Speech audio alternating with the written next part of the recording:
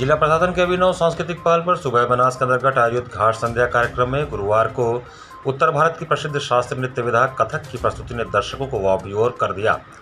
आनंद कानन कला गुरुकुल वाराणसी से गुरु अमृत मिश्रा के शिष्य अवधेश शुक्ला एवं शिष्या स्मृति बाला ने अपनी कला का प्रदर्शन किया। कार्यक्रम का शुभारंभ गणेश वंदना से हुआ, जिसमें भगवान गणेश की आराधना की गई। इसके पश्चात शिव स्तुति के माध्यम से भक्ति भाव प्रकट किया गया तथा समापन मधुर ठुमरी प्रस्तुति से हुआ। कलाकारों ने अपने सधे हुए पद संचालन, लय ताल, भावपूर्ण अंग संचालन और घुंघरुओं की झनकार से श्रोताओं के हृदय को झंकृत कर दिया।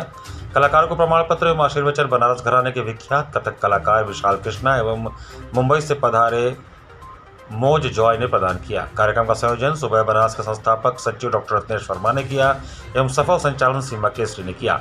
इस अवसर पर भारी संख्या में दर्शकगण उपस्थित होकर इस संगीतमय संध्या का आनंद लेते रहे।